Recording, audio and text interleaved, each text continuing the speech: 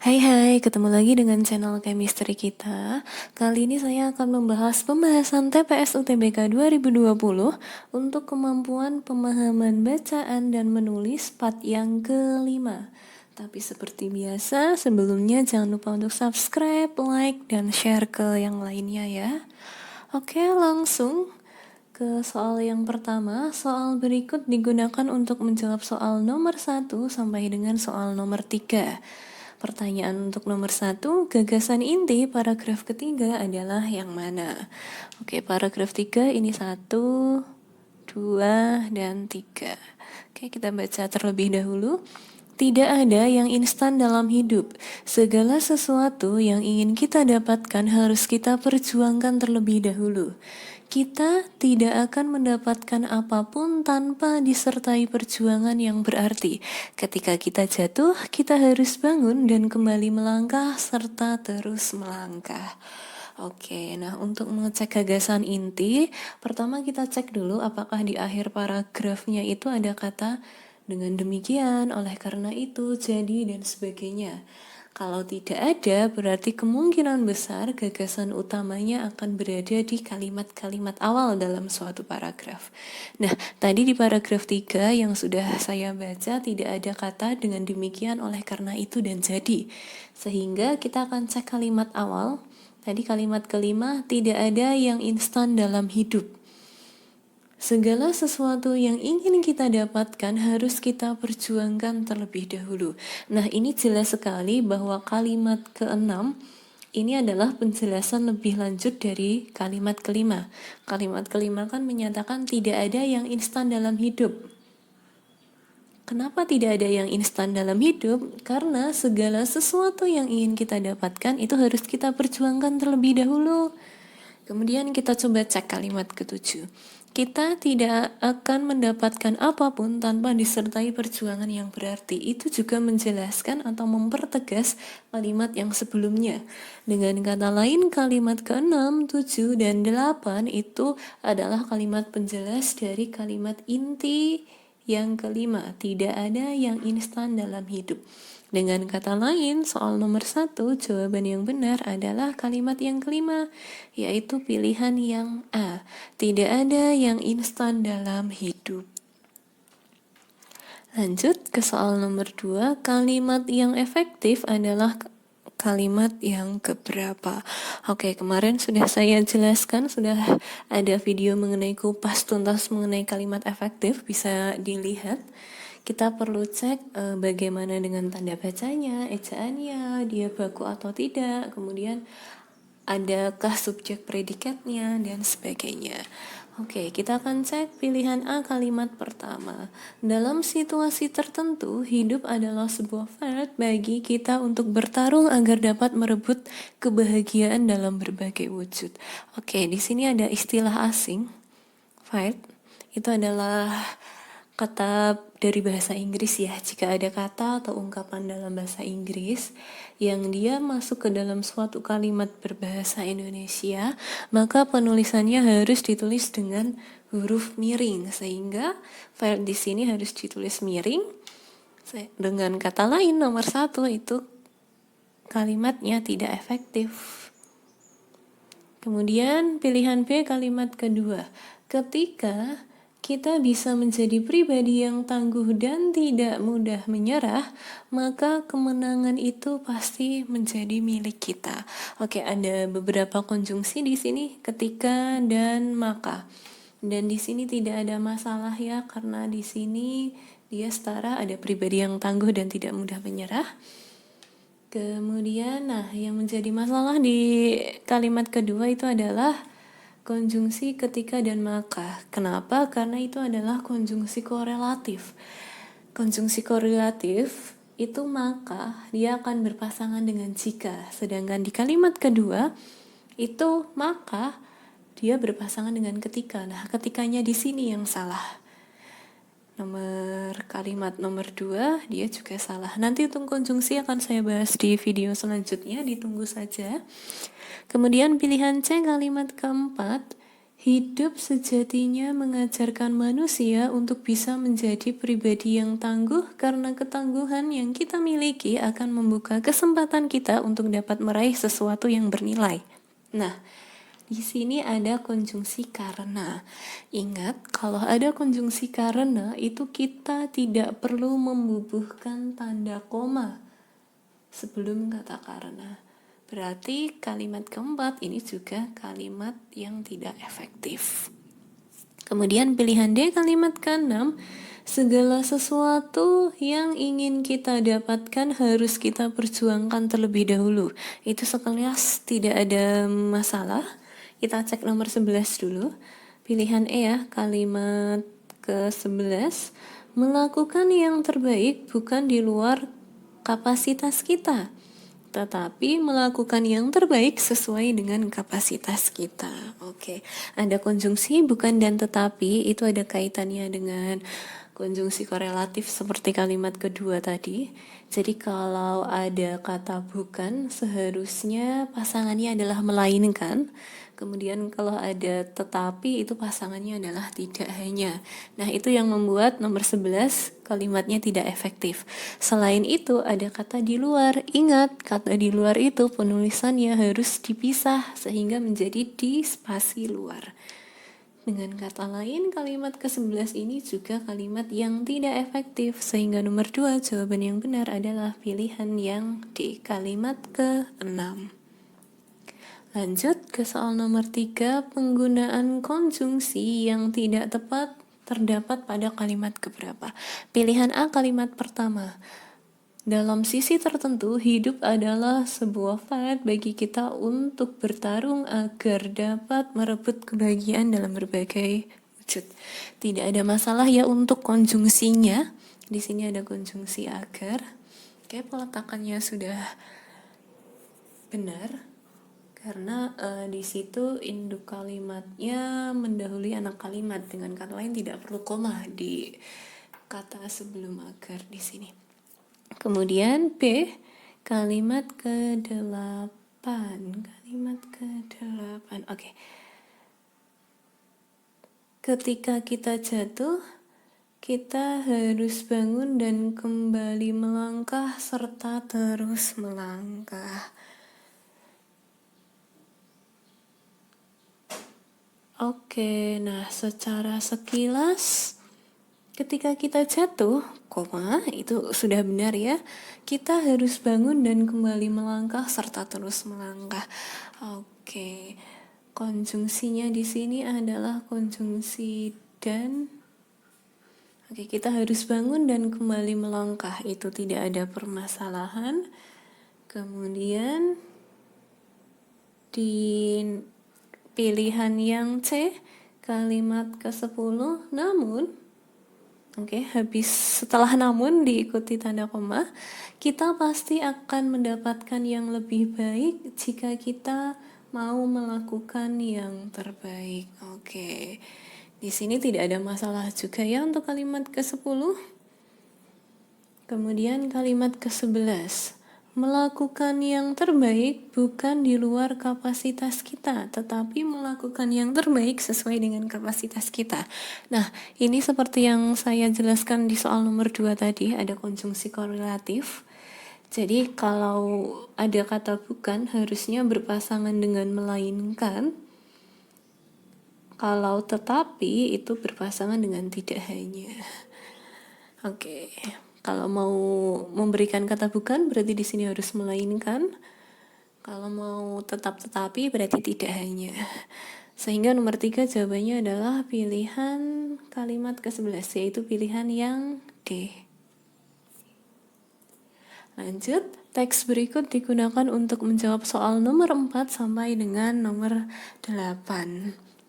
Nah, kalimat yang penulisannya tidak mengikuti kaidah ejaan terdapat pada kalimat yang mana?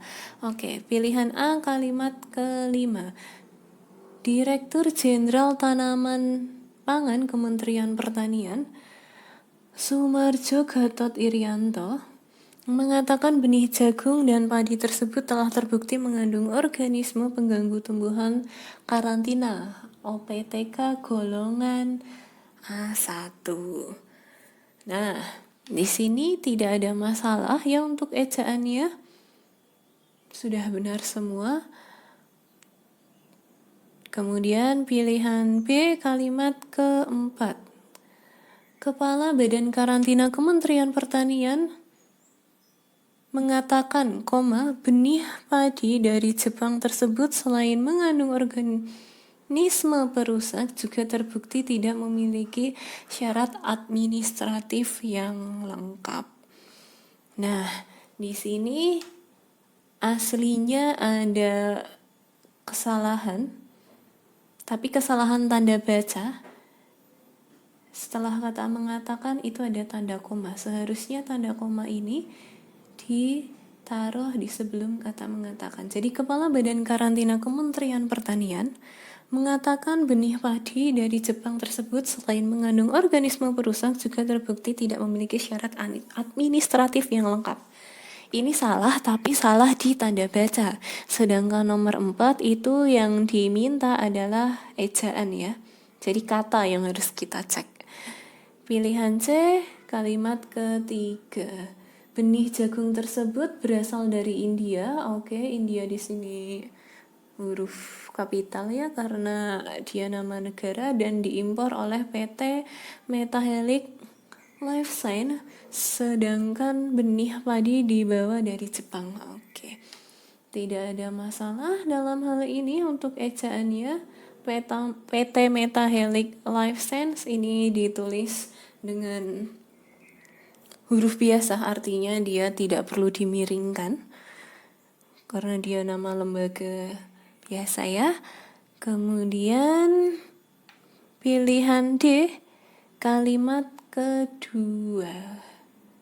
Oke. Sebanyak 6 ton benih jagung dan 2 kg benih padi dimusnahkan.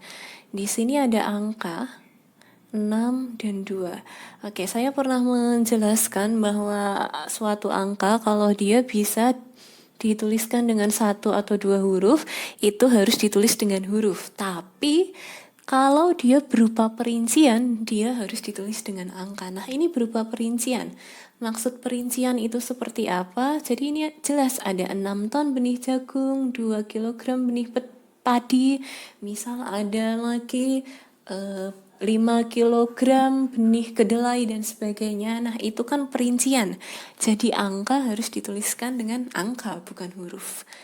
Kemudian pilihan E, kalimat pertama. Pada Sabtu 30 Maret 2019, Kementerian Pertanian atau Kementan menggelar pemusnahan benih induk jagung hibrida dan padi yang mengandung hama penyakit bakteri Pseudomonas di Balai Besar Karantina Soekarno-Hatta, Kementerian Pertanian, Tangerang. Oke, ini ada nama ilmiah ya. Nah, di sini sudah saya berikan. Huruf miring dipakai untuk menuliskan kata atau ungkapan dalam bahasa daerah atau bahasa asing. Nah, ini kan suatu kata ilmiah atau bahasa asing, sehingga penulisannya harus ditulis dengan huruf miring. Berarti nomor 4 yang tidak mengikuti kaidah ejaan adalah kalimat pertama, yaitu pilihan yang E. Lanjut nomor 5, pada kalimat nomor berapa kesalahan tanda baca ditemukan? Pilihan A, kalimat kedua. Tanda baca ya, oke. Sebanyak 6 ton benih jagung dan 2 kg benih padi dimusnahkan. Tidak ada masalah dalam tanda baca di kalimat kedua. Kalimat keempat, Kepala Badan Karantina Kementerian Pertanian mengatakan, benih padi dari Jepang tersebut selain mengandung organisme perusak juga terbukti tidak memiliki syarat administratif yang lengkap. Oke, ini sudah saya jelaskan di nomor sebelumnya tadi ya, bahwa di sini ada tanda koma setelah kata mengatakan. Ini adalah tanda baca yang salah. Harusnya benar diberi tanda koma tapi sebelum kata mengatakan, sehingga Kepala Badan Karantina Kementerian Pertanian, mengatakan benih padi dari Jepang tersebut selain mengandung organisme perusak juga terbukti tidak memiliki syarat administratif yang lengkap. Untuk penggunaan tanda koma juga sudah pernah saya bahas di kupas tuntas mengenai tanda baca. Silahkan dicek kembali. Sehingga jelas nomor 5 jawaban yang benar adalah pilihan yang B. Nah, tanda koma dipakai untuk mengapit keterangan tambahan atau keterangan aposisi. Nah, tadi kan ini keterangan ya, Kepala Badan Karantina Kementerian Pertanian, koma, mengatakan benih padi dari Jepang tersebut selain mengandung organisme perusak juga terbukti tidak memiliki syarat administratif yang lengkap. Nah, subjeknya di sini sebagai keterangan tambahannya jadikan Badan Karantina Kementerian Pertanian, sehingga setelah kata itu harus diberi tanda koma. Tanda koma dapat dipakai di belakang keterangan yang terdapat pada awal kalimat untuk menghindari salah baca atau salah pengertian. Jadi sebagai penekanan tadi, setelah kata Kepala Badan Karantina Kementerian Pertanian harus dibubuhkan tanda koma. Lanjut ke soal nomor 6, ide pokok tulisan di atas adalah yang mana? Oke. Seperti biasa, cek dulu di akhir paragraf adakah kata dengan demikian, oleh karena itu, jadi dan sebagainya. Kalau tidak, berarti kita akan baca dari awal. Secara sekilas ini di akhir ke paragraf tidak ada kata dengan demikian, jadi oleh karena itu berarti kita akan cek dari awal. Pada Sabtu 30 Maret 2019, Kementan menggelar pemusnahan benih induk jagung hibrida dan padi yang mengandung hama penyakit bakteri di Balai Besar Karantina Soekarno-Hatta. Kemudian kalimat berikutnya, sebanyak 6 ton benih jagung dan 2 kg benih padi dimusnahkan. Oke. Di sini tadi kalimat pertama ada kata pemusnahan, di sini juga ada pemusnahan. Yang dimusnahkan adalah jagung hibrida dan padi. Oke, ada jagung dan padi. Benih jagung tersebut berasal dari India dan diimpor oleh PT Metahelic Life Science, sedangkan benih padi dibawa dari Jepang. Itu hanya penjelasan saja. Kepala Badan Karantina Kementerian Pertanian mengatakan benih padi dari Jepang tersebut selain mengandung organisme perusak juga terbukti tidak memiliki syarat administratif yang lengkap. Berarti karena dia mengandung organisme perusak, dengan kata lain dia mengandung hama penyakit ya. Paragraf berikutnya, Direktur Jenderal Tanaman Pangan Kementerian Pertanian Sumarjo Gatot Irianto mengatakan benih jagung dan padi tersebut telah terbukti mengandung organisme pengganggu tumbuhan karantina atau OPTK golongan A1. Oke, akan saya cut di sini saja. Tadi kata yang sering diulang-ulang adalah pemusnahan benih induk jagung hibrida dan padi, dan kata hama penyakit. Dengan kata lain, ide pokoknya harus mengandung kata itu. Kita cek saja. Pilihan A, pemusnahan benih jagung dan padi dari India. Tidak ya, memang benar pemusnahan benih jagung dan padi, tapi dari India di sini tidak masuk ya. Kemudian pilihan B, hama padi mengancam kesehatan manusia. Tidak juga, karena pemusnahan yang ditekankan. C, benih jagung mengandung organisme pengganggu tumbuhan. Di sini hanya dijelaskan benih jagung, padahal selain benih jagung juga ada benih padi yang dia juga mengandung hama penyakit atau organisme pengganggu. Pilihan D, pemusnahan benih jagung dan padi yang mengandung hama penyakit. Oke, itu adalah ide pokok dari paragraf di atas. Sehingga nomor 6, jawaban yang benar adalah pilihan yang D, pemusnahan benih jagung dan padi yang mengandung hama penyakit. Lanjut, nomor 8, gagasan utama kalimat 9 dalam paragraf di atas adalah yang mana? Kalimat ke-9. Untuk itu, Gatot menyebut bahwa pemusnahan merupakan satu-satunya jalan sebab pengendaliannya akan sulit dilakukan. Oke, ini sangat jelas bahwa di sini kan Gatot menyebutkan bahwa pemusnahan merupakan satu-satunya jalan. Dengan kata lain, itu adalah gagasan utama dari kalimat ke-9. Sehingga nomor 8 jawaban yang tepat adalah pilihan yang E. Pemusnahan merupakan satu-satunya jalan. Oke, teks berikut digunakan untuk menjawab soal nomor 9 sampai 12. Oke, di sini ada 4 kalimat ya. Nina adalah lulusan Akademi A. Nina dapat menjalankan tugasnya dengan baik. Ali adalah lulusan Akademi A. Kalimat penalaran penutup yang tepat adalah yang mana? Oke, kita akan menggunakan penalaran atau analogi dalam hal ini. Nina itu lulusan Akademi A. Karena Nina adalah lulusan Akademi A, Nina dapat menjalankan tugasnya dengan baik. Dalam hal ini, Ali juga lulusan Akademi A. Dengan kata lain, Ali nanti juga dapat menjalankan tugasnya dengan baik. Kita cek pilihan jawabannya, pilihan A. Oleh karena itu, Ali dapat menjalankan tugasnya dengan baik. Oke, langsung jawabannya ketemu, yaitu pilihan yang A. Tidak perlu mengecek pilihan jawaban yang lain, karena kita menggunakan analogi atau penalaran. Oke, karena analogi atau penalaran dalam hal ini itu kita gunakan dengan cara meramalkan kesamaan yang ada dalam teks. Lanjut ke soal nomor 10, jenis penalaran di atas adalah apa? Oke, tadi saya bilang itu adalah penalaran analogi. Kenapa? Karena analogi di sini merupakan salah satu teknik menyimpulkan dengan cara mencari kesamaan pada pernyataan yang lain. Jadi kan kita bisa menentukan pilihan jawaban yang titik-titik ini ketika kita bisa menalar dua kalimat awal. Oke, sehingga nomor 10 adalah C, analogi.